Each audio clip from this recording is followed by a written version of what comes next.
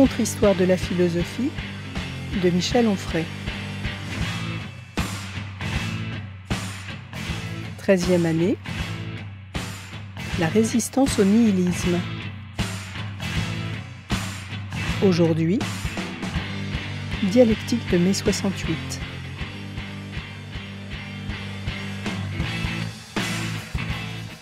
Merci d'être là pour cette 13e année.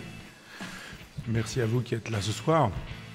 Cette 13e année aurait dû prendre la suite de celle que j'ai consacrée à mai 68, mais il fallait fonctionner un petit peu en rhizome. Donc j'ai fait une espèce de pas, un écart, si vous voulez, pour parler de Günther Anders l'an dernier, d'Ancionas et de Hannah Arendt, mais vous voyez bien comment on va raccrocher les wagons avec Lefebvre, Marcuse, Debord et Vaneigem. Il s'agit de penser dialectiquement mai 68, et j'appelle penser dialectiquement faire de telle sorte que nous puissions éviter la pensée binaire qui consiste à dire qu'il faut être pour mai 68 ou qu'il faut être contre mai 68, ce qui n'a pas grand sens. Mai 68 a eu lieu, et il s'agit de le penser en dehors de l'idéologie. Et il faut aller voir ce qui s'est dit et fait, et c'est ce que je vous propose pendant plusieurs séances, parce que l'intitulé de cette année, c'est la résistance au nihilisme. Le nihilisme, c'est l'absence de valeur. On ne va pas rentrer dans le détail, je reste assez nietzschéen sur la définition de ce terme, mais c'est l'absence de valeur, c'est l'incapacité à trouver une boussole. Et les quelques séances qui nous permettront d'examiner mai 68, Vincennes, le structuralisme, les nouveaux philosophes, tout ça devrait nous permettre de voir comment on en est arrivé là. Et comment un certain nombre de philosophes ont résisté, un certain nombre, évidemment, on ne peut pas les voir de manière générale combien ils sont nombreux, mais j'ai été obligé d'en retenir évidemment quelques-uns. On parlera donc de Jean Kelevitch, de Robert Misrahi et de Michael Dufresne. J'aurais aimé parler de Clément Rosset, mais je pense qu'on n'aura pas forcément le temps, parce que cette année est la dernière année, non pas de l'université populaire, mais la dernière année de la contre-histoire de la philosophie. Penser dialectiquement, c'est revoir un petit peu les choses comme elles se sont dites ou comme elles se sont faites, c'est-à-dire pas du tout dans la perspective de la philosophie de l'histoire classique, hegelienne, néo-hegelienne, post-hegelienne, mais d'une certaine manière marxiste. Il y aurait un sens de l'histoire et tout serait progrès dans le sens de l'histoire. Mais que faire du regret? Que faire de la négativité? Que faire de ce qui va mal? Je pense qu'il faut aussi donc en finir avec une lecture marxiste ou néo-marxiste de l'histoire et penser plus généralement et plus globalement avec ce que Spengler appelle la morphologie. Alors Spengler, c'est mal vu, ça passe pour un philosophe nazi ou une pensée nazie, ce qui n'a évidemment pas été le cas. Mais les choses sont ainsi faites. Tout le monde parle du déclin de l'Occident, personne ne l'a lu ou très peu l'ont lu, et on ne va pas voir même au-delà du déclin de l'Occident pour voir qu'il y a une proposition formelle pour lire l'histoire. Et c'est cette proposition formelle que je vous propose, c'est-à-dire il y a des formes dans l'histoire. Il y a eu l'Égypte, il y a eu la Grèce, il y a eu Rome. Eh bien, il y a eu aussi l'Europe avec une date de naissance, et puis avec un déclin, puis avec une probable disparition, et avec l'état dans lequel nous nous trouvons. Et mai 68 s'inscrit dans cette morphologie des civilisations. Ça n'est donc pas une révolution politique, mai 68, ça n'a pas eu lieu, cette révolution politique. Vous le savez bien, le général de Gaulle a été conforté dans son pouvoir. Et on voit, avec un peu de recul ou un peu de hauteur, et c'est ce que je vous propose, comment on peut penser tel ou tel événement. Je propose qu'on puisse lire mai 68 dans une perspective morphologique qui nous permettrait de savoir comment ce moment s'inscrit, non pas dans l'histoire du XXe siècle, mais dans l'histoire de la civilisation occidentale. Je voudrais, pour essayer de penser cette période, cette longue période, on dira de mai 68 jusqu'à aujourd'hui, un demi-siècle, je voudrais pouvoir m'appuyer sur un philosophe, sociologue, qui s'appelle Jean-Pierre Le Goff, et qui a écrit un texte extrêmement intéressant, qui s'appelle « Du gauchisme culturel et de ses avatars », et qui est paru en septembre-octobre 2013 dans la revue Le Débat.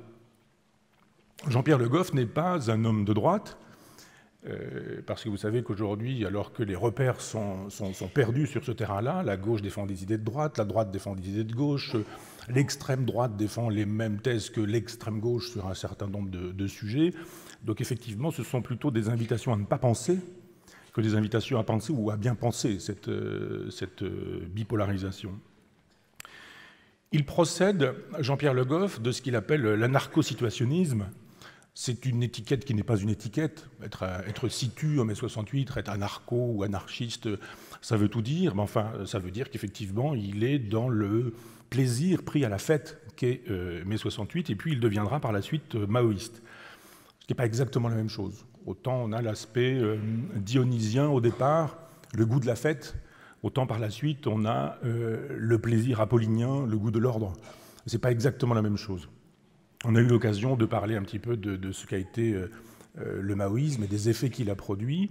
Je ne reviendrai pas sur ce sujet-là, mais ça c'est le trajet de Jean-Pierre Le Goff qui se trouve déniaisé par Claude Lefort, qui à l'époque était professeur à Caen, et il a suivi les cours de Lefort, après avoir été le gauchiste qu'il dit, il le dit dans un texte qui s'appelle « La gauche à l'épreuve », 1968-2011, il dit s'être engagé, citation, « sans demi-mesure dans l'activisme groupusculaire de l'extrême gauche après mai 68 ». C'est donc quelqu'un qui a vu comment mai 68 fonctionnait de l'intérieur, qui, le temps passant, pense mai 68 et fait une proposition qui n'est pas une proposition réactionnaire, comme il en existe un certain nombre, puisqu'il écrit un livre un petit peu plus tard qui s'appelle « Mai 68, l'héritage impossible » en 1998, et que ce livre est publié aux éditions de la Découverte, c'est-à-dire chez un éditeur qui ne passe pas pour être un éditeur de droite. Il utilise donc cette expression « gauchisme culturel ». Et de fait, c'est une expression qu'il prend soin de définir, il précise ce qu'il faut entendre par là, et on pourrait dire qu'il y a gauchisme culturel quand la négativité consubstantielle à mai 68 survit à mai 68. C'est la négativité de mai 68 dans l'après-mai 68 qui conduit à un certain nombre de choses, des faits, des effets, des livres, des pensées, la justification de la pédophilie, la justification des drogues dures ou un certain nombre de thèses comme celle-ci. Jean-Pierre Le Goff donne 8 définitions, 8 entrées qui nous permettent de savoir ce qu'est le gauchisme culturel. Il nous dit que c'est d'abord une prime donnée à l'idéologie sur le réel. C'est-à-dire qu'on ne voit pas le réel, mais on a les lunettes qui nous font voir le réel d'une certaine manière. Lecture de droite, lecture de gauche, lecture d'extrême droite, lecture d'extrême gauche, mais fausse lecture, bien sûr. Il faut lire directement le réel, et c'est difficile à faire quand effectivement il y a une idéologie qui s'interpose entre soi et le réel. Deuxième chose, déconsidération de l'adversaire. On ne le respecte pas, on ne respecte pas ses thèses, il est négligé a priori, lui, sa pensée, la subtilité de sa pensée, et on le méprise a priori. Troisième chose, l'usage de méthodes violentes. Refus du dialogue, quatrième point. Incapacité à argumenter, cinquième point. Attaque ad hominem, les attaques personnelles donc. Le recours aux insultes, et parmi ces insultes, fascistes, hitlériens, staliniens, ayatollahs, réactionnaires, conservateurs, antisémites, nazis, tout ce qui fait que on n'avait pas l'intention de discuter les thèses d'un nazi. Donc évidemment, on ne discute pas les thèses d'un nazi. Un nazi, ça s'insulte, ça se massacre, ça se méprise, mais ça ne s'analyse pas, ça ne se pense pas même. Donc effectivement, l'insulte dispense de penser. Et puis, le dernier point, le recours cynique à tout ce qui permet de gagner. Un opportunisme, si vous voulez, sophistique ou rhétorique, c'est-à-dire peu importe qu'on conduise bien sa pensée, par ordre, en définissant des concepts, en faisant des phrases correctes, en tâchant d'argumenter, il suffira juste d'être violent, agressif, d'être de mauvaise foi, de faire des comparaisons en pensant que comparaison c'est raison. Et on dira oui mais c'est comme avec le nazisme, oui mais c'est comme avec, etc. Ce qui fait qu'on ne pense pas, on ne pense plus. Donc d'abord, une idéologie de l'intimidation et du mépris d'autrui. Impossibilité de dialoguer véritablement. La gauche se morcelle, nous dit Jean-Pierre Le Goff, et elle est dans l'expectative. Les militants, les sympathisants, les électeurs sont dans l'expectative. Qui voter, pour qui voter, quoi, qui dit quoi. La gauche, nous dit Le Goff, et c'est un fait, renonce à la gauche en 1983. 1981, pour ceux qui s'en souviennent, c'est effectivement la possibilité pour la gauche d'exister réellement. Les communistes sont au pouvoir, avec un programme commun, et il y a de vraies idées de gauche, abolition de la peine de mort, réduction du temps de travail, augmentation des congés payés, etc. Effectivement, il y a un régime de gauche à partir de mai 81. 83, c'est un tournant dit de la rigueur, mais c'est aussi un tournant idéologique, tournant métaphysique. C'est à partir de ce moment-là que la gauche voit qu'elle ne sait pas, ne peut pas, ne veut pas, vous verrez, c'est vous qui mettrez le mot qui convient, mais changer la vie. Elle s'était proposée d'activer le slogan d'Arthur Rimbaud, « Changer la vie », et on ne voit plus véritablement ce qui distingue la droite de la gauche, quand cette gauche-là se rallie aux thèses libérales et aux thèses d'une Europe libérale, en nous disant qu'il n'y a pas d'autre Europe que l'Europe libérale, et que ne pas aimer l'Europe libérale, c'est ne pas aimer l'Europe tout court. C'est une idéologie de nous faire croire que ne pas vouloir de l'Europe libérale, c'est être un anti-européen, donc un nationaliste, donc un vichiste. Vous connaissez la formule, c'est la façon de procéder. C'est à partir du moment où cette gauche cesse d'être de gauche parce qu'elle défend un libéralisme qu'elle partage avec une grande partie de la droite, qu'elle considère qu'il faut cliver pour que les gens pensent qu'il y a tout de même une différence entre la droite et la gauche et que ça ne peut pas être la même chose que de voter Chirac ou Mitterrand. Et il s'agit donc de cliver à partir de sujets sociétaux. Et Jean-Pierre Le Goff dit qu'il y a des sujets de société qui permettent de faire, artificiellement me semble-t-il, mais enfin ça fonctionne et ça fonctionne bien, qui permettent de dire il y a à gauche des façons de penser sur un certain nombre de sujets, mariage des homosexuels, procréation médicalement assistée, gestation pour autrui, etc., qui font qu'effectivement, quand on est de gauche, il faudrait défendre ces idées-là, et si on ne défend pas ces idées-là, c'est qu'on est de droite. Et on a la possibilité, à partir du sociétal, de laisser croire que la gauche et la droite, ça n'est pas la même chose, même si leurs programmes économiques sont les mêmes. Il y a, nous dit Jean-Pierre Le Goff, quatre grands moments qui nous permettent de voir comment cette gauche-là investit les sujets de société. Premier temps, le corps et la sexualité. Deuxième temps, la nature et l'environnement. Troisième temps, l'éducation des enfants. Et quatrième temps, la culture et l'histoire. Et vous verrez que c'est une façon de faire qui est efficace. Le corps et la sexualité, nature et environnement, éducation des enfants, culture et histoire. Et de fait, on va retrouver, à partir de l'analyse de Jean-Pierre Le Goff, les sujets qui sont aujourd'hui les débats clivants du moment. Sur la question du corps et la sexualité, eh bien, l'homosexualité, le mariage pour tous, les familles monoparentales, la transsexualité, procréation médicalement assistée, gestation pour autrui, euthanasie. Effectivement, on pense, là encore, là aussi, que la droite a un avis sur ce sujet et que la gauche en a un autre. Le deuxième temps, la nature et l'environnement. Les sujets du moment s'enracinent effectivement dans cette thématique. Développement durable, réchauffement climatique, réchauffement de la planète, le tri sélectif, les comportements éco-responsables, les principes de précaution. On retrouve ce qui fait le souci ou les soucis de l'écologie qui a fini par être transgenre, enfin transparti, puisqu'à une époque, l'écologie faisait sourire tout le monde. C'était l'époque des candidats qui faisaient 1% et qui...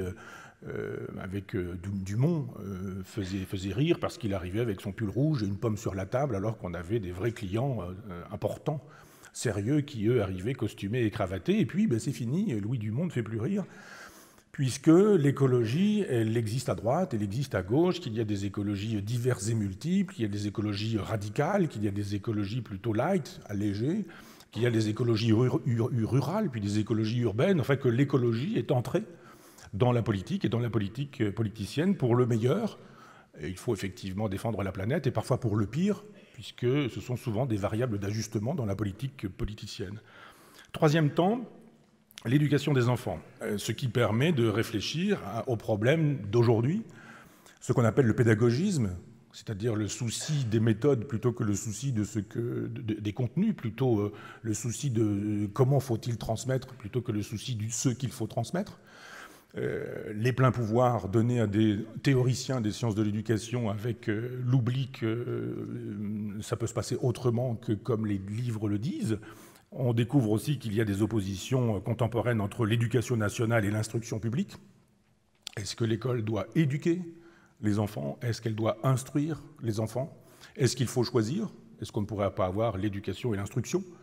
Qu'est-ce que ça signifie, éduquer? Est-ce que ce ne sont pas les familles qui doivent éduquer les enfants alors que l'école devrait instruire? Question évidemment qui se pose aujourd'hui dans une école dont on sait qu'elle produit 18% d'illettrés à l'entrée de la classe de 6e. L'enseignement du genre, l'enseignement de l'écologie à l'école, j'y reviendrai, la lutte contre l'homophobie ou la laïcité dans les collèges, toutes questions qui sont devenues des questions d'éducation à l'école, qui se substituent parfois à la logique de l'instruction. Sur le dernier point, la culture et l'histoire, Jean-Pierre Le Goff renvoie aux questions qui effectivement nous animent aujourd'hui, devoir de mémoire, concurrence mémorielle, le compte des cadavres, est-ce qu'il y a un génocide ou des génocides? Est-ce que le colonialisme est un génocide? Vichy, Pétain, bien sûr, la traite négrière, le colonialisme, la guerre d'Algérie, toutes ces questions sont pensées à nouveau frais, et là encore, on va préciser. Jean-Pierre Le Goff nous dit que ce gauchisme culturel est hégémonique à gauche, largement dans l'appareil du Parti socialiste et largement également dans l'État. Ce gauchisme culturel fait la loi dans la plupart des médias traditionnels, nous dit-il, la grande presse, les hebdos, les quotidiens, les journaux, la radio, la télé. Écoutez France Inter, vous n'entendrez pas la différence. Mais il dit aussi quelque chose d'intéressant, que la droite souscrit aussi à ce genre de discours. Et c'est parfois intéressant quand on rentre dans sa voiture et qu'on a laissé brancher la radio la veille, on entend quelqu'un parler, et on ne sait pas s'il est de droite ou s'il est de gauche. Et il tient un propos et on se dit « Ah, c'est intéressant ça ». Puis quand on est de gauche, on découvre que c'était un propos tenu par un homme de droite. On se dit « Mince, pourquoi est-ce que c'était intéressant ?» Et alors qu'il y a cette confusion généralisée. Effectivement, une partie de la droite souscrit à ce gauchisme culturel. Donc vous voyez que ce sont plutôt des facilités intellectuelles, je dirais, qui sont présentées comme des pensées élaborées, alors que la plupart du temps, ça relève d'une doxa ou d'une opinion générale sur laquelle on ne s'interroge pas, on ne questionne pas cette doxa. On est élevé là-dedans, qui nous est présentée comme une vérité, comme une évidence, qui nous est présentée d'ailleurs comme la morale, comme le bien, et comme le politiquement correct. Et effectivement, le travail du philosophe consiste à interroger cette vulgate, cette doxa, pour savoir si c'est vrai, si c'est faux, si c'est partiellement vrai, si c'est partiellement faux, comment ça marche, si c'est juste, si parfois l'adversaire n'a pas raison sur nous, sur certains plans. Savoir écouter, donc, quand on est un homme de droite, un homme de gauche, ça marche pour les femmes aussi, ou quand on est athée, savoir écouter un chrétien, savoir écouter celui qui ne pense pas comme nous, en écoutant ces thèses, en discutant ces thèses, en ne les méprisant pas. Ce gauchisme culturel ne semble plus séparer la droite et la gauche, mais séparer les élites et le peuple. Et l'on voit que le peuple, de droite et de gauche, a souvent tendance à penser la même chose, pendant que les élites de droite et de gauche ont souvent tendance à penser aussi la même chose, mais ce sont deux choses opposées. C'est-à-dire qu'on se retrouve, quand on fait partie des élites, les intellectuels, les députés, les sénateurs, les gens de pouvoir, les directeurs de presse, on défend la même idéologie. Peu importe que ce soit de droite ou de gauche, on fait semblant de s'opposer, mais finalement, globalement, on défend à peu près la même chose. Pendant que le peuple, lui, ne pense pas forcément la même chose, même s'il n'a droit, la plupart du temps, qu'à ces thèses-là qui lui sont présentées comme des vérités un petit peu partout. Je vais, dans les développements qui vont suivre, utiliser les expressions de Jean-Pierre Le Goff, et il parle par exemple d'un nouveau domaine de l'égalité. Et il nous dit, l'égalité, jadis, elle était pensée sur le terrain du droit, de la loi, mais sur le terrain politique. Et là, d'un seul coup, elle cesse d'être pensée sur le terrain culturel pour être pensée sur le terrain naturel. C'est ce qui nous permet d'aborder, par exemple, l'égalité à nouveau frais à partir du mariage gay, le mariage homosexuel, qu'on n'appelle pas gay ou homosexuel, mais qu'on appellerait pour tous. Et ce mariage homosexuel, eh bien, théoriquement, à gauche, on est pour, au nom de l'élargissement des droits, et puis, à droite, on est contre, sous prétexte qu'on détruirait d'abord la famille, ensuite la filiation. C'est ce qui se dit, mais ce n'est pas forcément ce qui se pense. Il y a des gens qui, à gauche, pensent effectivement qu'il faut garantir la famille ou sauver la filiation et qui s'opposent au mariage homosexuel, non pas par homophobie, non pas par détestation des homosexuels, mais simplement parce qu'ils ont une conception de la famille, une conception de la filiation qui n'est ni fasciste, ni nazi, ni vichiste, ni pétiniste, ni identitaire, mais qui est une conception qu'il faut penser. De même, avec la droite, il y a des gens qui considèrent qu'effectivement, on doit pouvoir considérait que des homosexuels doivent pouvoir se marier puisqu'il y a une égalité devant la loi, que la loi permet de se marier, eh bien, elle devrait permettre à quiconque de pouvoir se marier, donc des individus de même sexe. Jean-Pierre Le Goff nous dit que très souvent, les hommes politiques sont devenus désormais des militants, enfin les chefs d'État plutôt, sont devenus des militants. Quand Mitterrand est arrivé au pouvoir, il était porté par la gauche, il était porté par le Parti socialiste, et il est entré dans le costume de président en faisant savoir qu'il avait des obligations désormais, qu'il était le président de tous les Français, c'est-à-dire y compris de ceux qui n'avaient pas voté pour lui. Donc il était aussi le président de la droite, et ça n'était pas un président de la seule gauche, de la moitié de la France. Et effectivement, sur ces questions de filiation, d'homoparentalité, de procréation médicalement assistée, de gestation pour autrui, etc., Jean-Pierre Le Goff soulève cette idée que nous ne réfléchissons pas en termes d'histoire ou en nous prolongeant dans la durée, ou en termes métaphysiques, en termes philosophiques, mais que souvent nous réfléchissons en termes idéologiques. On fait plaisir à son électorat. Il s'agit d'être élu et réélu, et on fait plaisir à un électorat à qui on a fait savoir que la vérité c'était ça. Donc on lui défendrait sa vérité, et il faudrait qu'il soit reconnaissant, puisqu'on lui défend sa vérité, on lui permet à sa vérité, d'ailleurs on permet à sa vérité d'exister, donc effectivement la prochaine fois il faudra s'en souvenir au moment des élections. Et de fait, il n'y a pas forcément souci de l'intérêt général ou du bien public, mais plutôt souci des intérêts particuliers. Pour le dire plus brièvement, la République explose. La res publica, la chose publique, c'est fini, c'est terminé. Le souci républicain, c'est terminé. On va entrer dans des logiques de communauté, de revendications communautaires et communautaristes. Le mariage homosexuel nous a été présenté comme un progrès, sans qu'on nous dise pourquoi c'était un progrès. Jean-Pierre Le Goff relève des expressions. Il s'agissait d'un grand mouvement d'émancipation, d'une grande avancée vers l'égalité, disaient les militants. Et il constate que ce combat à gauche remplace le combat pour le peuple, pour les ouvriers, les combats pour la libération des pauvres ou des gens modestes, et même les combats anti-impérialistes. Il y a eu des combats anti-impérialistes qui, dans les années 50, ont motivé la gauche ou les gauches, et qui permettaient effectivement de penser la gauche à partir de ces combats-là. Eh bien, tout ça disparaît. Plus de soucis du peuple, plus de soucis du prolétariat, plus de soucis des opprimés, et plus de soucis non plus d'aller lutter contre l'impérialisme international ou planétaire. Cette cause du peuple, elle disparaît. Ça n'est plus le peuple qui serait le moteur de l'histoire, c'est fini. Le prolétaire n'est plus le moteur de l'histoire, mais la poignée, nous dit Jean-Pierre Le Goff, des LGBT, lesbiennes, gays, trans et bi et trans. Il s'agit donc de changer le moteur de l'histoire. Ça n'est plus le peuple qui fait l'histoire, mais c'est effectivement une minorité sexuelle agissante. Le mariage homosexuel remplace le rôle que jouait jadis la Révolution. Jadis, les inégalités étaient sociales et on pouvait y remédier. Il suffisait juste de changer de société. Le juste est entre guillemets, bien sûr.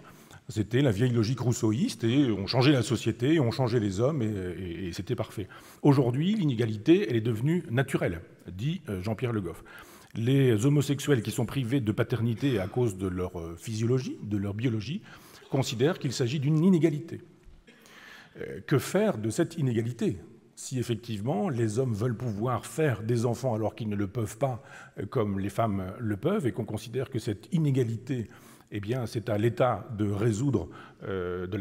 la supprimer, effectivement on change de paradigme et ça n'est plus exactement la même chose. Jadis, nous dit-il, la gauche voulait changer l'histoire, aujourd'hui la gauche veut changer la nature. Voilà pourquoi il pense que le mariage homosexuel va déboucher sur la gestation pour autrui ou sur la procréation médicalement assistée, puisque c'est le processus qui est ainsi enclenché. Il estime qu'il y a un paradoxe à voir cette gauche qui jadis s'était battue pour supprimer le mariage, les combats féministes qui faisaient du mariage une prostitution, qui considéraient qu'il fallait faire des enfants si on voulait, quand on voulait, comme on voulait, qui se retrouvent aujourd'hui à défendre le mariage. Le mariage qui n'était pas bon pour les hétérosexuels devient bon quand il s'agit des homosexuels.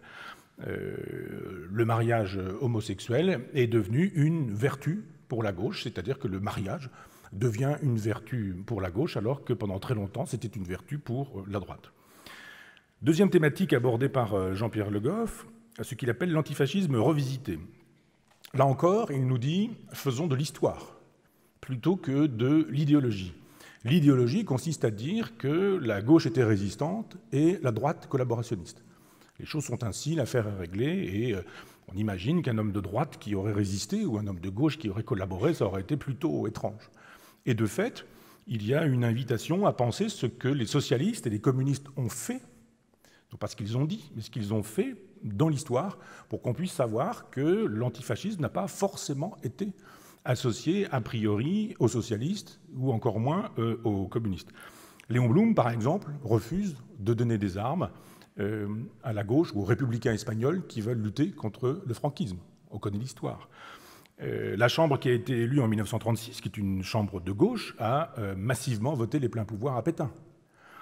Les fonctionnaires et les préfets qui avaient été nommés par le Front populaire, sauf un seul, ont juré fidélité au maréchal. La SFIO défendait à l'époque l'Algérie française. Quant à Mitterrand, ministre de l'Intérieur et puis de la Justice à l'époque de la guerre d'Algérie, il a envoyé 45 militants du FLN à la guillotine à l'époque. Donc l'antifascisme à gauche, ça reste à prouver. L'anticolonialisme à gauche, du moins chez les socialistes, ça reste à prouver aussi. Chez les communistes, même chose. Je ne m'attarderai pas sur le pacte germano-soviétique, j'ai déjà eu l'occasion de le faire, mais pendant 2 ans, parce que Hitler et Staline ont signé un pacte, enfin Ribbentrop, eh bien, les communistes français sont dans une politique de collaboration avec l'ennemi nazi et occupant, sous prétexte qu'ils ont les mêmes ennemis, les juifs, le capital, la bourgeoisie, les anglais, les gaullistes, etc., etc. Donc pendant 2 années, le Parti communiste n'est pas plus résistant que ça.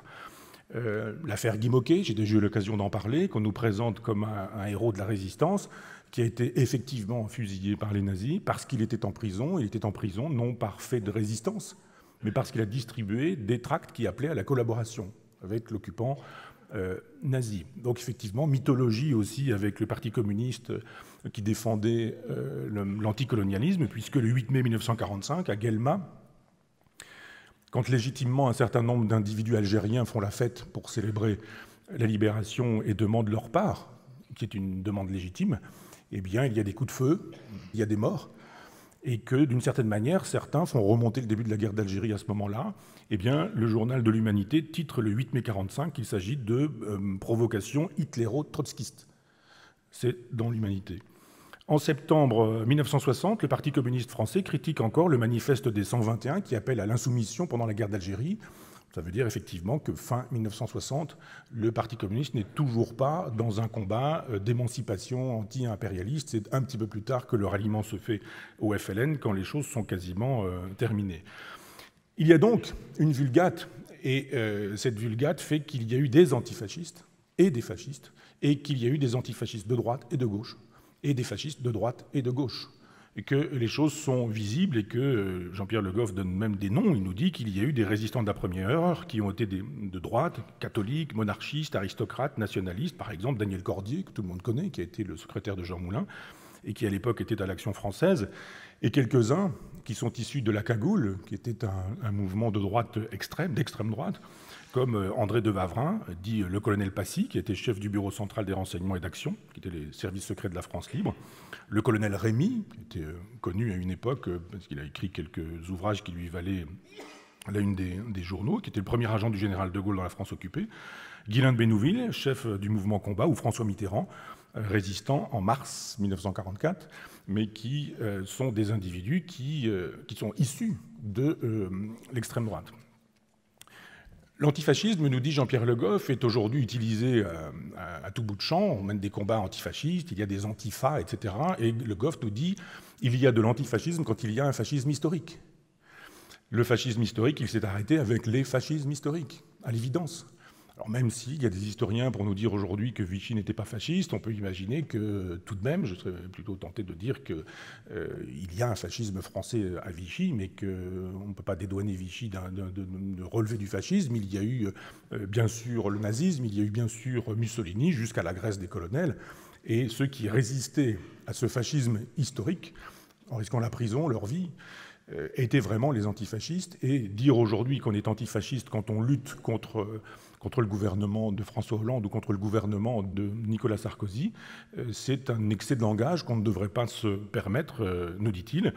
Cet antifascisme est donc revisité, et il fait la généalogie de l'emploi du mot fasciste comme d'un vocabulaire insultant, en disant voilà, maintenant on insulte les gens, on les traite de fascistes. Et il nous dit que c'est le Parti communiste qui a commencé à utiliser le mot fasciste pour discréditer quiconque n'était pas lui.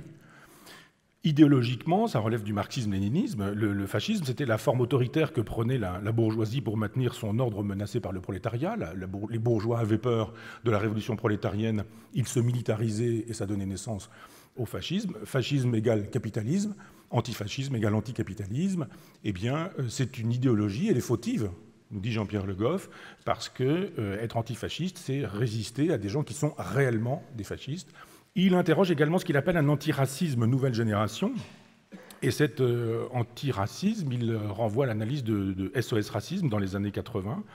Et il s'appuie sur des textes de Jacques Attali, verbatim, qui étaient les fameux comptes rendus que Jacques Attali rédigeait quand il terminait sa journée comme conseiller spécial auprès de François Mitterrand. Et il explique comment, effectivement, l'Élysée a spécifiquement contribué à la création de SOS Racisme comme une machine de guerre pour couper la droite en deux, donc toujours pour permettre d'asseoir le pouvoir de François Mitterrand, en instrumentalisant un certain nombre de communautés, d'individus, effectivement. C'est Pierre Berger qui finance, grand homme de gauche, avec, comme chacun sait, avec les cautions à l'époque d'Yves Montand, de Signoret ou de Coluche.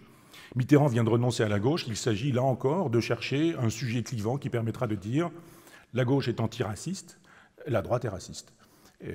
Si la droite pose la question de l'identité, de l'immigration ou de l'islam, c'est qu'elle est fasciste, c'est qu'elle est raciste, c'est qu'elle est xénophobe. Donc on ne pense pas ces questions-là et il faut une société multiculturelle. Et on demande à d'anciens trotskistes, Mitterrand a beaucoup recyclé des anciens de mai 68, un certain Julien Drey, un certain Harlem Désir, de fabriquer cette machine de guerre pour utiliser, instrumentaliser l'antiracisme de façon à faire de telle sorte qu'à gauche, il puisse y avoir une hégémonie idéologique qui rendrait possible les élections, les réélections triomphantes de François Mitterrand. La preuve est donnée en 1985, puisque Mitterrand instaure la proportionnelle et que 35 députés du Front National entrent à l'Assemblée nationale, ce qui permet effectivement de casser la droite républicaine en deux. Jean-Pierre Le Goff écrit de SOS Racisme qu'il a introduit le principe racial et le communautarisme ethnique qu'il affirme combattre. C'est-à-dire qu'on rompt avec la tradition républicaine. Là encore, il n'y a plus de possibilité d'utiliser le mot républicain, qui est connoté négativement, et on va parler des Juifs, des Beurs, des Maghrébins, des Blacks, qui revendiquent des droits chacun pour eux, pour leur communauté. C'est le début, nous dit Jean-Pierre Le Goff, d'une expression qui est la fameuse expression du « en tant que Juif, en tant que Beur, en tant que ceci, en tant que cela. Moi et ma communauté, d'abord, le reste, peu importe. » L'antiracisme devient donc une idéologie de substitution à l'ancien messianisme révolutionnaire. On voulait la révolution et là on ne la présente plus comme telle. Il s'agit de présenter l'avènement non plus du communisme, mais du communautarisme. On abandonne le communisme qui faisait l'économie de toutes ces choses-là, de toutes les revendications personnelles, privées ou communautaires, au profit justement d'un nouveau modèle de société. Les ouvriers ne sont donc plus le moteur de l'histoire, mais ce sont les immigrés qui le deviennent.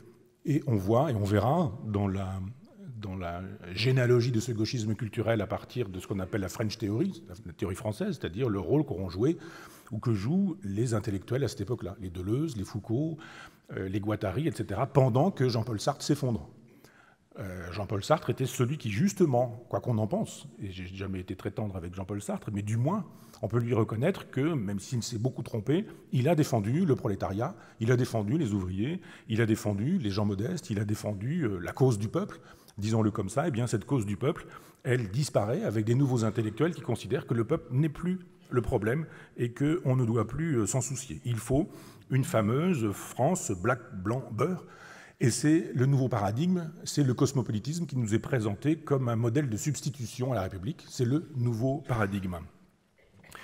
Cette cette gauche, en 2010 très précisément, avec le fameux think tank qui s'appelle Terra Nova, fait circuler une note. À l'époque, cette gauche-là en est arrivée à défendre un certain Dominique Strauss-Kahn, mais cette note intérieure fait savoir au Parti socialiste qu'il faut ne plus du tout se soucier du prolétariat, des ouvriers, des pauvres, des gens modestes, que ces gens-là soit ne votent plus, soit, quand ils votent pour le Front National et qu'ils sont perdus pour la gauche. C'est-à-dire que ceux que la gauche a abandonnés, elle les abandonne à nouveau en disant que ces gens-là les ont quittés. Alors que tout a été fait, effectivement, pour qu'on oublie ce peuple qui, de fait, s'est retrouvé ensuite dans les bras du Front National. Il y avait une fiction qui était la fiction gaulo-communiste, fabriquée par le général de Gaulle, qui est peu suspect d'avoir été vichiste ou trouble pendant l'occupation. Le 18 juin témoigne, et qui, lui, à la Libération, a besoin d'une unité nationale pour pouvoir remettre la France debout. Donc pas question pour le général de Gaulle de demander aux gens s'ils ont été vichistes ou pétinistes, pas question non plus de leur demander s'ils ont été collaborationnistes pendant les 2 années qu'ont duré le pacte germano-soviétique, et de fait, le général de Gaulle et les communistes inventent un roman national qui est le roman de la France résistante. Ça vaut ce que ça vaut, c'est utile pour gouverner le pays, ça fabrique du refoulement, ce refoulé ressurgit un jour et il peut ressurgir sous forme terrible, sous la forme d'un certain Jean-Marie Le Pen, quand Jean-Marie Le Pen réapparaît ou apparaît sur la scène nationale. Mais ce roman d'une France résistante n'est pas détruit au profit d'une vérité, mais au profit d'un nouveau roman qui est le roman de la France collabo. Dès lors, la France n'était plus la fille des Lumières, ou des droits de l'homme. On n'avait plus inventé les droits de l'homme ou la Révolution française, mais la France était devenue celle qui avait produit Vichy, Pétain, la collaboration, le colonialisme, la guerre d'Algérie. La nation devenait un gros mot. La nation, c'était le nationalisme. Et au Bundestag, en 1995, après avoir fait l'éloge du courage d'un certain nombre de soldats allemands, François Mitterrand, pendant la Deuxième Guerre mondiale, François Mitterrand nous fait savoir que le nationalisme, c'est la guerre. Qui peut vouloir la guerre? Personne. Donc on ne peut pas vouloir le nationalisme, donc on ne peut pas vouloir la nation, donc exit la nation. Autre thématique abordée par Jean-Pierre Le Goff, la révolution culturelle de l'écologie. Il nous dit que le productivisme a ravagé la planète, qu'il y a un procès de la société capitaliste qui est fait, elle est consumériste, elle est scientiste, elle est technophile, et les écologistes annoncent la fin de l'humanité. Ils critiquent Descartes, la raison, les Lumières, le marxisme, et ils utilisent la peur et l'irrationnel pour parvenir à leur fin. On a eu l'occasion de voir avec Hans Jonas et le principe responsabilité qu'effectivement, il y avait ce que le philosophe appelait une heuristique de la peur, c'est-à-dire un usage théoriquement philosophique de la peur. Ça veut dire que les philosophes renoncent à la raison, à la réflexion, à l'intelligence et font peur. On s'appuie sur la peur en pensant que ça suffira pour convertir les gens au discours qu'on a l'intention de faire passer. Une nouvelle fraternité, nous dit Le Goff, apparaît à ce moment-là, qui est une fraternité écologiste, à partir de la pratique écologiste. La décroissance, l'autarcie des productions, les nourritures biologiques qui sont produites ou consommées, les achats, qui sont des achats éco-responsables, l'économie durable, les transports en commun, l'énergie renouvelable. Jean-Pierre Le Goff, et je ne souscris pas à toutes les analyses de Jean-Pierre Le Goff, entendons-nous bien, je vous ai fait savoir que c'était une analyse qui, en tant qu'elle secouait les paradigmes habituels et les idéologies du moment, méritait qu'on y réfléchisse, mais Jean-Pierre Le Goff nous dit que la science, la technologie ont tout de même contribué à autre chose que ça, qu'il y a effectivement de quoi récriminer sur un certain usage de la science, mais que la science a rendu possible aussi, la technique, la fin de la paupérisation, je dirais pas forcément la fin, mais du moins les réductions des écarts dans la paupérisation ou des grands écarts. Elle permet aussi, nous dit Jean-Pierre Le Goff, un progrès social. Autre thématique, l'éducation des enfants. Les écologistes ne croient plus à la révolution vieille méthode, avec le grand soir et la possibilité d'investir les appareils idéologiques d'État qui permettraient le lendemain matin de changer la vie et d'instaurer le pouvoir de ceux qui l'auraient pris. Les écologistes croient qu'on ne changera pas la mentalité des adultes, mais qu'on peut changer, ou du moins fabriquer la mentalité des enfants. Les adultes, ils ont eu l'habitude de consommer, de dépenser, d'accumuler, et ils sont dans le consumérisme, mais si on éduque les enfants, alors ils pourront eux-mêmes effectuer cette révolution. Il s'agit donc au plus tôt d'éduquer ou d'inculquer des comportements éco-responsables et d'enseigner le développement durable, puisque ces questions-là entrent, citation, dans le socle commun des connaissances et des compétences à l'école. C'est-à-dire qu'on exige qu'à la sortie de l'école, ce soit des acquis. Donc acquis qui relèvent plutôt d'une éducation que d'une instruction, on faisait la distinction tout à l'heure, et d'une idéologie plutôt que d'une pédagogie. Il s'agit de faire savoir non plus comment on pense, il n'est plus question d'apprendre à penser, mais d'apprendre ce qu'il faut penser. Jean-Pierre Le Goff précise que la télévision duplique ce discours, mais également les dessins animés, les livres pour enfants. On culpabilise les parents de leur comportement passé. Les parents auraient été des irresponsables, des pilleurs, des gaspilleurs, des assassins de la planète, et ce pour faire du profit, uniquement du profit et de l'argent. Et donc on enseigne la pureté, on enseigne la propreté, on enseigne à sauvegarder la planète, et il s'agit de devenir prioritairement un bon citoyen qui va plus tard sauver la planète. Ce que l'école apprend, c'est effectivement à devenir un autre individu, un autre être. On fabrique un homme nouveau, un être nouveau. Cette éducation à l'écologie, elle se double d'une éducation à la sexualité. Pendant très longtemps, à l'école, il n'a jamais été question de sexualité.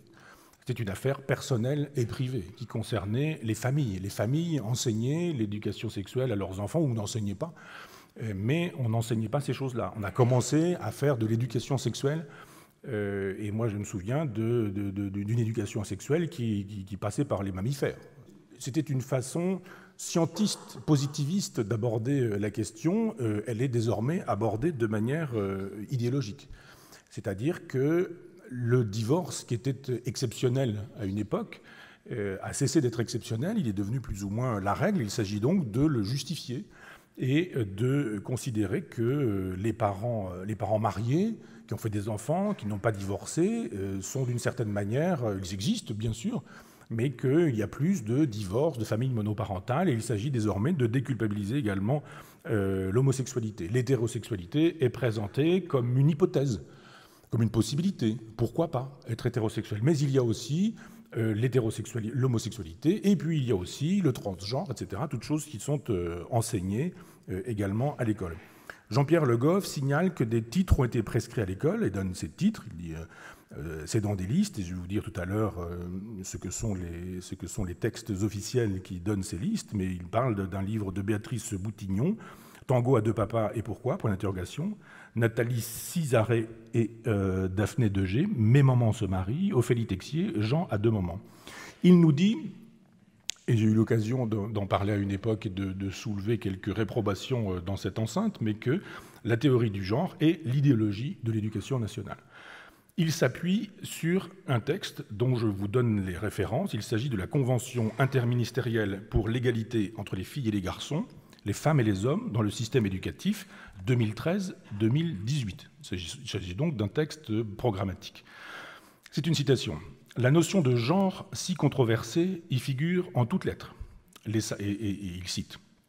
Donc citation du document officiel. « Les savoirs scientifiques issus des recherches sur le genre, savoirs scientifiques, issus des recherches sur le genre, les inégalités et les stéréotypes doivent nourrir les politiques publiques. » Il est écrit également qu'il faut, citation, « donner aux élèves, étudiants, les outils nécessaires pour mieux appréhender le traitement du genre dans les médias. » Il s'agit également, citation encore, de rendre visibles les recherches sur le genre et les experts, experteux avec le entre guillemets, et les expertes à travers la mise en place de recensements nationaux. Il s'agit également de réaliser un travail de vulgarisation et de diffusion des recherches sur le genre. Il ne s'agit pas encore, à l'époque, pour l'instant, de former des enfants ou d'en parler directement aux enfants, mais il s'agissait à l'époque de former les formateurs. Ce sont juste des textes qui émanent de l'éducation nationale. Il s'agit de former les formateurs à la théorie du genre pour qu'un jour, les formateurs puissent enseigner aux enfants la théorie du genre sous prétexte de féminisme. Qui peut s'opposer au féminisme? Qui peut ne pas vouloir être féministe? Donc, si vous voulez être féministe, il faut souscrire à la théorie du genre. Non, on peut être féministe en pensant qu'il y a d'autres façons de défendre le féminisme que de défendre l'effacement biologique des genres pour considérer que le genre est une construction conceptuelle, une production livresque, c'est-à-dire une affaire de concept, et les partisans de la théorie du genre ont raison, et les opposants à la théorie du genre ont raison aussi. Il faut donc interroger cette construction, ça me paraît évident. Il faut donc éviter les stéréotypes, ça me paraît évident. Il faut mener un combat féministe, ça me paraît aussi évident, mais la théorie du genre n'est pas forcément le passage obligatoire. Jean-Pierre Le Goff conclut en disant que le ministère travaille avec les associations LGBT qui interviennent auprès des enfants dans le cadre scolaire. Et Jean-Pierre Le Goff écrit « Pourquoi les associations homosexuelles et pas les autres ?» Point d'interrogation. Qui peut croire qu'elles n'ont pas d'esprit partisan ? Point d'interrogation. Donc de fait, on peut aussi imaginer que tous les parents pourraient avoir droit de citer auprès des enfants et pas seulement une poignée d'individus qui disposent d'une théorie qui, comme toutes les théories, peut être récusée ou qui mérite au moins l'examen. Quand on voit dans les textes ministériels qu'on parle de chiffres, qu'on parle de science, on nous parle de vérité, à l'évidence. Personne ne croira que la science est une idéologie. Autre commentaire effectué par Jean-Pierre Le Goff sur les postures identitaires et les mécanismes de déni. Il nous dit que le gauchisme culturel est pluriel dans ses références comme dans sa composition. Ils peuvent faire coexister des idées et des attitudes qui, il y a peu de temps encore, apparaissaient contradictoires et incohérentes. La gauche culturelle, le gauchisme culturel, du moins, nous dit Jean-Pierre Le Goff, se propose, et c'est une citation, d'attaquer des préjugés, des stéréotypes ancrés dans l'inconscient collectif. C'est ce que dit la Convention interministérielle. La Convention interministérielle nous dit donc que ce contre quoi il faut se battre, c'est contre l'inconscient des gens. C'est-à-dire que vous ne savez pas que vous êtes sexiste, phallocrate, misogyne, mais vous l'êtes. C'est l'inconscient collectif. Donc on renvoie à un concept qui est celui de Jung, qui fut un temps nazi, ceci dit en passant, en considérant que, eh bien, il y a un inconscient collectif dont on est coupable, dont on est victime plutôt, pardon, et cet inconscient collectif, il vous fait croire des choses qui sont fausses, alors que la vérité mérite, elle, d'être enseignée par des gens qui ont travaillé sur ce sujet-là, mais on ne dialogue pas avec des malades. On est malade quand on est déterminé par un inconscient fautif, quand on est fabriqué par une communauté ou une collectivité qui nous a infligé son inconscient collectif, puisque cet inconscient est funeste, eh bien, il faut le soigner. Il faut guérir les gens. Il s'agit donc de les rééduquer. Il n'est pas question de dialoguer avec des individus qui ne savent même pas qu'ils sont coupables et fautifs, qui ne savent même pas qu'ils sont misogynes et phallocrates, et à qui il faudra le dire pour qu'ils puissent savoir qu'ils le sont véritablement. Ce gauchisme culturel, dit Jean-Pierre Le Goff, est inquisiteur et justicier. Il traque les mauvaises pensées et traque également les mauvaises paroles. Il y a des logiques du politiquement correct qui fait qu'on dénonce. Tel individu a utilisé tel mot, telle plaisanterie sortie de son contexte est présentée comme raciste, xénophobe, etc. C'est-à-dire que partout, on voit du racisme, de la xénophobie, de la misogynie, de la phallocratie, de l'antisémitisme, avec le risque de ne pas voir l'antisémitisme quand il y a de l'antisémitisme, de ne pas voir la phallocratie quand il y a de la phallocratie, de ne pas voir la misogynie quand il y a vraiment de la misogynie. Si la misogynie, le racisme, etc. se trouvent partout, alors c'est plus nulle part, c'est nulle part repérable. Ce que nous dit ensuite Jean-Pierre Le Goff, c'est que le gauchisme culturel se veut le porte-parole des victimes de toutes les discriminations et de toutes les exploitations, c'est-à-dire qu'il faudrait exiger réparation, parce qu'on serait fils de ceci, arrière-petit-fils de cela, et qu'on aurait le droit de demander à l'État qu'il paye pour les grands-parents déportés, qu'il paye pour les grands-parents exploités dans les endroits où on utilise les gens de couleur, etc., etc. Et cette revendication, elle s'effectue évidemment au nom des opprimés, et qui pourrait être contre cette revendication, au nom des oubliés de l'histoire, et en réclamant non pas l'usage de la raison ou de la réflexion, mais l'usage du pathos, l'usage du sentiment, l'usage de l'émotion et de la sentimentalité, les bons sentiments. Personne ne peut aller contre ce genre de propositions, sauf quand on commence à réfléchir en se demandant ce qui motive ces propositions véritables. Le problème, et je conclurai là-dessus, parce que sur ce sujet, je souscris pleinement, Jean-Pierre Le Goff nous dit qu'il n'y a aucune réflexion aujourd'hui, dans cette gauche-là, sur ce qui produit le racisme, sur ce qui produit la xénophobie, sur ce qui produit la montée de l'extrême droite dans le peuple. Le peuple vote massivement pour Marine Le Pen, et la question n'est pas pourquoi fait-il ceci, le peuple, à savoir parce que la gauche l'a abandonné, mais il le fait, donc punissons-le, donc méprisons-le. C'est-à-dire que ce peuple-là, plutôt que d'essayer de savoir pourquoi il se comporte comme ça, eh bien, on le stigmatise. C'est le beauf, c'est le facho, c'est le réac. C'est celui dont on n'entend pas la voix, c'est celui dont on ne veut pas entendre la voix, parce qu'on n'a pas envie de s'entendre dire qu'effectivement, la gauche a renoncé à être de gauche et qu'elle a créé des leurres sociétaux dans lesquels tout le monde s'engouffre pour faire des débats de société en permanence et faire de telle sorte que les vraies questions, celles que pose Mélenchon, s'il faut le dire clairement, ou celles que pose le Parti communiste français, que ces vraies questions, eh bien, personne ne les aborde, personne ne veut ici colter, parce qu'effectivement, on y verrait que le problème, ça n'est pas Marine Le Pen, mais ce qui fait que les gens vont voir Marine Le Pen, c'est-à-dire le fait que la gauche, depuis 1983, a cessé d'être de gauche économiquement, a cessé effectivement d'enchanter ou de réenchanter la vie, que le chômage a augmenté, que la misère a augmenté, que la pauvreté a augmenté, qu'on n'a pas donné de travail aux gens, qu'on a humilié les pauvres, qu'on leur a rendu impossible la vie, qu'on les méprise. Et effectivement, c'est l'intérêt, me semble-t-il, du travail de Jean-Pierre Le Goff de nous dire que l'important, c'est de réfléchir sur ce qui rend possible le vote d'extrême droite, plutôt que de stigmatiser le vote d'extrême droite. Il faudrait, si l'on voulait vraiment comprendre, considérer qu'il faut désormais réfléchir sur des questions comme la nation, l'immigration ou l'islam, qui sont des questions qu'il est interdit de poser. L'idée même qu'on puisse poser la question de l'identité nationale fait qu'on passe pour quelqu'un qui est contaminé. La fameuse lepénisation de l'esprit qui fait que dès qu'on pose une question gênante, cette question est évacuée avec l'insulte qui fait qu'on n'a plus le droit de penser, qu'on n'a plus le droit de réfléchir, qu'on n'a plus le droit d'analyser. Dernière réflexion sur ce qu'il appelle les idéologies émiettées et la mentalité utopique. Il nous dit, Jean-Pierre Le Goff, que tous ceux qui prétendent vouloir ouvertement la liberté, la discussion, le débat, etc., sont des gens qui le refusent. Récemment, vous avez probablement entendu que Marcel Gauchet, qui avait été invité à Blois pour faire une conférence sur la rébellion, s'est trouvé insulté dans la presse, Libération en l'occurrence, sous prétexte qu'il ne serait pas un rebelle estampillé ou un rebelle légitime. Comme si pour bien parler du cancer, il fallait être cancéreux. Comme si pour bien parler de la prostitution, il fallait être une prostituée.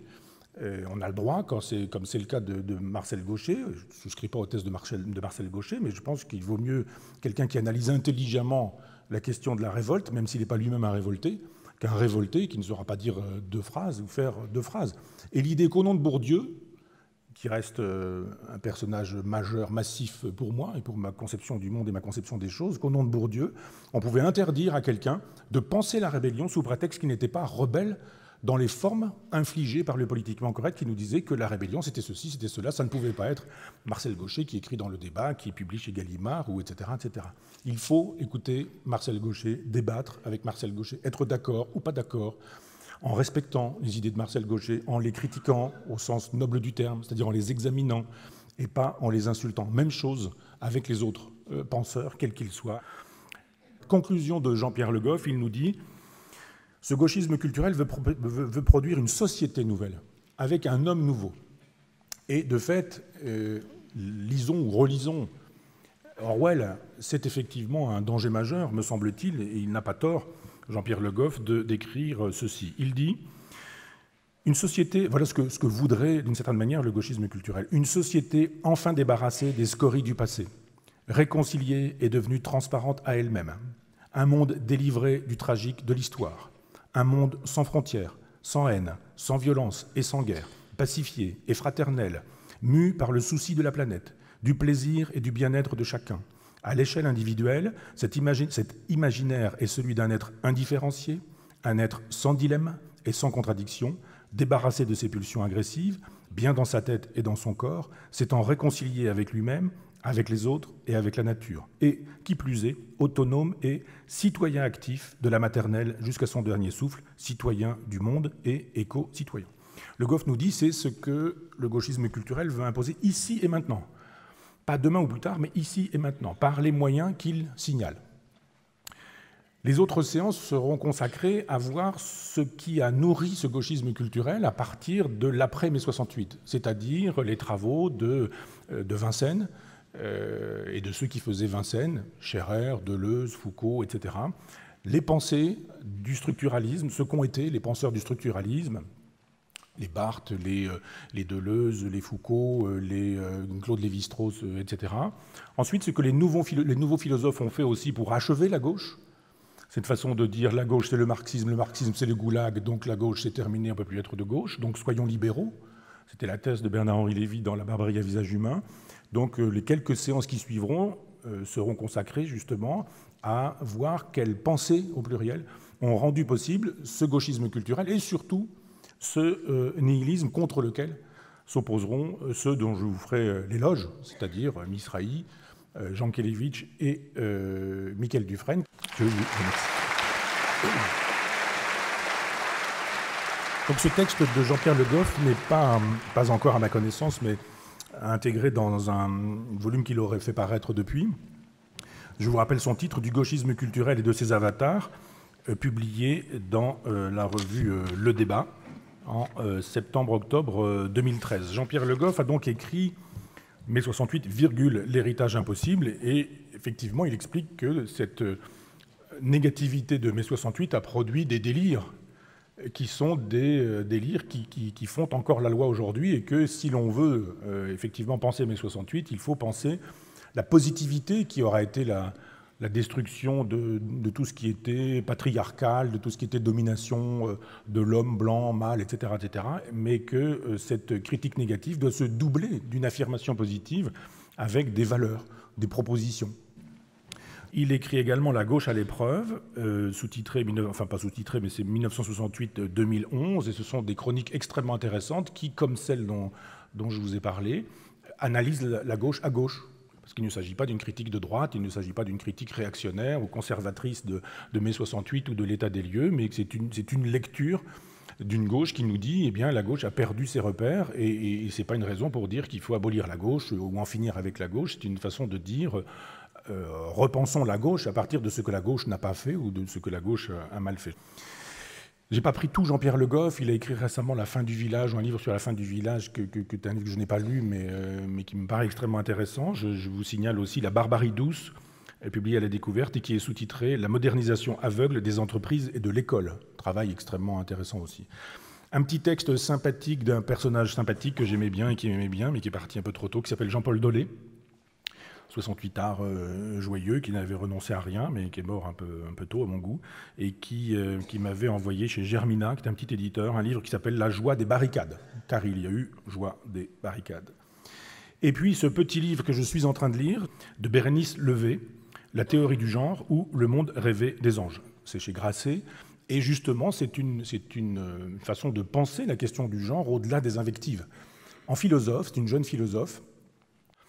Pour ce que j'ai lu, je trouve que le livre est vraiment très intéressant pour débattre sur cette question plutôt qu'insulter. Voilà la bibliographie.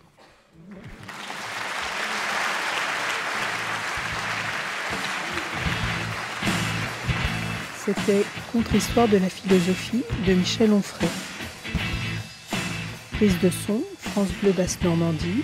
Collaboration technique, Centre dramatique national de Normandie. Réalisation, Anne-Pascale Desvignes. Demain, le cheval de Vincennes.